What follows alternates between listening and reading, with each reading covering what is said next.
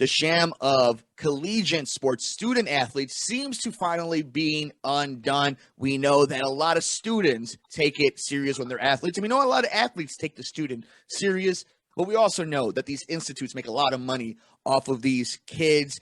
And once again, an institute, a conference more or less, has done something dumb, and the Horizon League is banning the UIC Flame athletes from postseason play. We're here on the Sports Cubicle with Devin Tingle, Dan Marver, Paul Chivari, and myself, Mike Mercado, as we try to break this down. I actually kind of want to give you guys an idea of what we're talking about. So spring sports are well underway for the University of Illinois at Chicago, but those athletes will not be able to compete for a conference title or an NCAA tournament bid after the Horizon League upheld a bylaw that prevents the Flames from competing in the postseason. The Horizon League made the announcement following the Flames' decision to join the Missouri Valley Conference. None of this has to happen. This is a conscious decision on the Horizon League to inflict pain against our students, athletes, and it doesn't feel like retribution. That is Michael Lippitt's director of athletics at UIC, and I suggest you guys check the entire quote and the message the school had to say. And this is just unbelievable pettiness. I mean, this is disgraceful by the Horizon League. And I understand that they feel jaded, that they feel robbed. But these conferences have done a lot of BS. They've done a lot of bad to these students. The entire NCAA Institute has.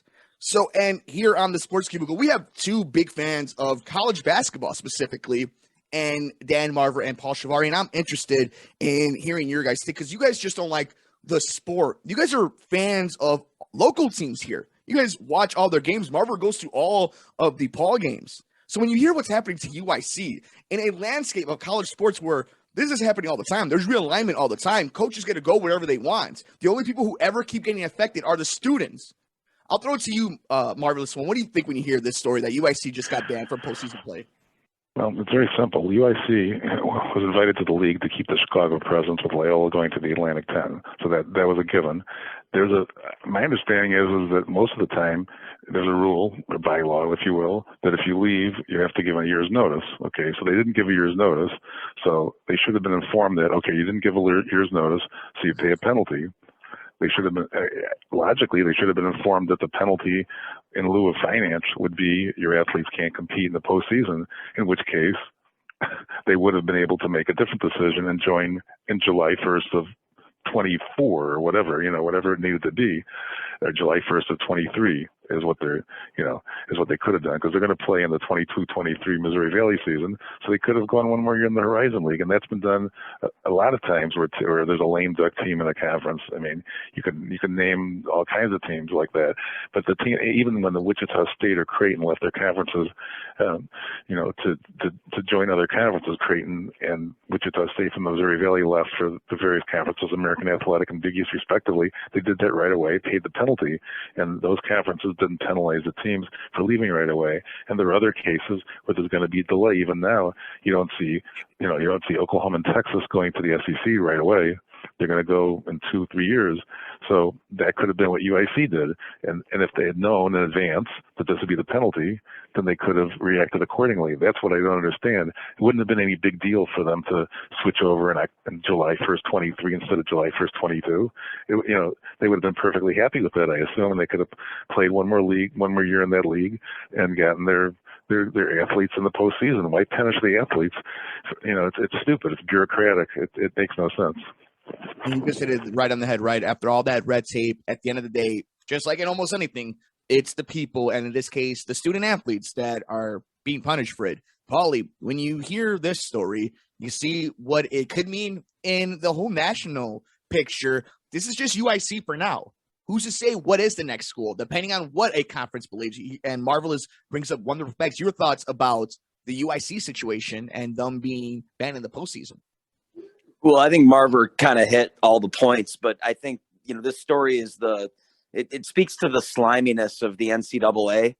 I can't really feel bad for the UIC athletic director in this one either, because, there's bylaws in place. They can't just slip out the way they feel like it and not expect it to be bad for the Horizon League's business to lose a team like UIC and their presence in Chicago. But at the same time, the people I do feel bad for are the student athletes. But at the same time, this is the danger to any future athlete or current student athlete. If you're not in a Power 5 conference, expect the unexpected. Expect your athletic department to not necessarily have your best interests in mind. And this is supposedly supposed to be better in the long run for UIC, because I would think that the Missouri Valley is a little bit stronger of a basketball conference than the Horizon League. But at the same time, that could change 5 years from now with whichever teams come and go out of the conference. I mean, I think nothing's sacred as far as conferences go. I mean, just look at the Big Ten. They had 11 teams and then 14 teams for the longest time. And, what Iowa to New Jersey, I mean, that's not even a region. The fact that Missouri's in the Southeastern Conference, like Arkansas, it doesn't make sense. None of it makes sense. So it's this is the problem that the NCAA creates. It's clearly a money grab and a business thing. It's clearly pettiness between the conference and the athletic department, and the students made a bad choice on what school to go to, because this is how these schools operate.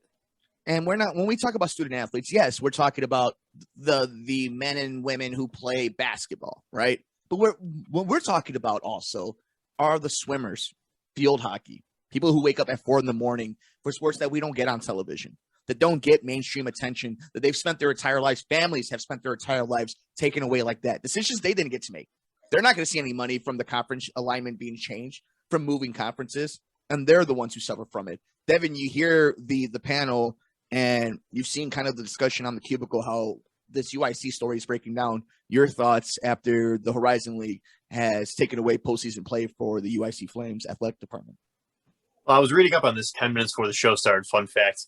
And I was I had to reread this. I was just shocked something like this would happen. And I think Paul brings up very valid points. Some of these don't make sense here.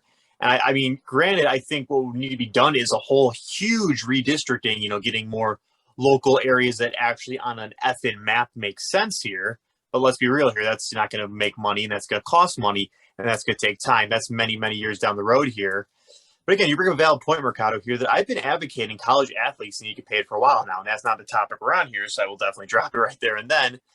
But here, it affects the kids. Yeah, they're younger than me now, so I can say the kids. And the only person that seems to benefit are the higher-ups in the sports departments over at the colleges. So it's kind of a case of, the greedy scumbags, they make everyone's life hell, and everyone else up there gets to go better. It kind of reminds me of, the government and, Amazon and all these big companies that this monopoly world we live in. And I'll just end it there. Yeah, billionaires deciding the facts of blue-collared people, and it is something that we'll keep our eyes on here. We have fans. Hey, Mike, one more thing. Yeah. You mentioned the ridiculousness. Colorado in the Pac-12, Creighton, Marquette in DePaul in the Big East, and so it's even more ridiculous than that. But Chicago, they don't have to lose the market to Horizon League. Chicago State's looking for a home. I mean, they're not that great in sports, but maybe that would give them the Chicago market. I don't know. That's the whole issue. I think they're losing the Chicago market, but I guess they could take Chicago State as an arena that's even nicer than UIC's.